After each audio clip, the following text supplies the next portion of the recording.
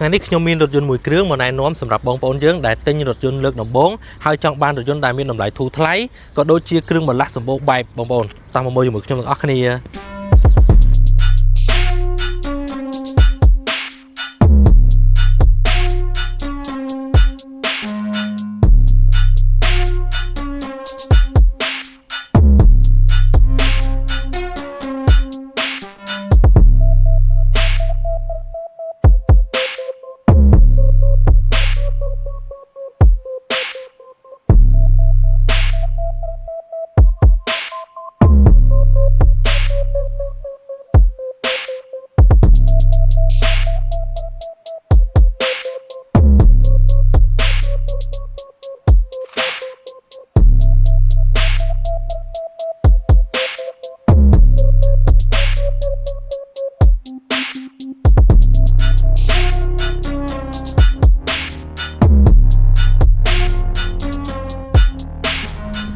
នេះគឺជា Kia Morning ឆ្នាំ 2012 បងប្អូនបើយើងកលេចមកមើលផ្នែកខាងក្នុងនេះគឺស្រស់ស្អាតខ្លាំងមែនទែនបងប្អូនខុសប្លែកពីស៊េរីចាស់ណាបងប្អូនបាទទាំងដៃចង្កូតផ្នែកតាប់ឡូខាងលើនេះការរៀបចំផ្នែកម៉ាស៊ីនត្រជាក់នេះគឺស្រស់ស្អាតខ្លាំងមែនទែនបងប្អូនណាបាទហើយបើនិយាយពីកៅអីនេះវិញគឺ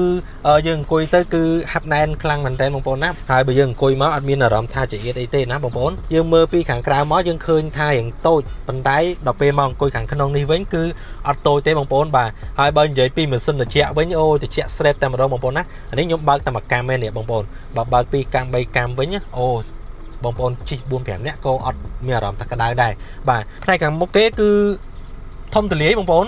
ឥឡូវយើងទៅមើលផ្នែកខាងក្រោយរបស់គេបន្តិចថាធំទូលាយដូចខាងមុខអត់តោះផ្នែកខាងក្រោយគេនេះយើងអង្គុយមកអត់មានអារម្មណ៍ថាចង្អៀតទេបងប្អូនណែយើងនៅសល់ជើងចន្លោះប្រហែលជាខ្ទង់មួយចាអាមដែរបងប្អូនណាបាទហើយបើយើងអង្គុយខាងក្រោយនេះអាចអង្គុយបាន3នាក់បងប្អូននេះយើងអង្គុយកន្លែងនេះម្នាក់ទៀតខាងនេះម្នាក់ទៀតបាន3នាក់បងប្អូនអញ្ចឹង Kia Morning នេះយើងមើលពីខាងក្រៅមកឃើញតូចប៉ុន្តែយើងអាចជិះគ្នាបាន5នាក់បងប្អូន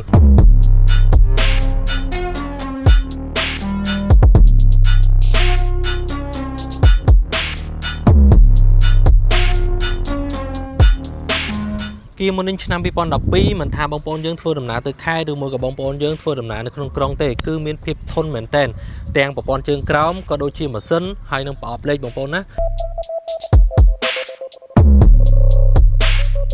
ហើយមួយទៀតបើយើងនិយាយពីគ្រឿងបន្លាស់វិញបងប្អូនមិនថានៅភ្នំពេញឬមួយក៏នៅខេត្តទេគ្រឿងបន្លាស់គឺសម្បូរបែបមែនទែនព្រោះដោយសារតែយើងមើលឃើញថាប្រភេទ Kia Morning គឺធ្វើចរាចរណ៍នៅក្នុងស្រុកខ្មែរយើងគឺច្រើនមែនទែនបងប្អូនណាបើយើងងាកមកមើលពីតម្លៃវិញមានតម្លៃចាប់ពី 8,000 ជាងទៅ 9,000 ជាងទេបងប្អូន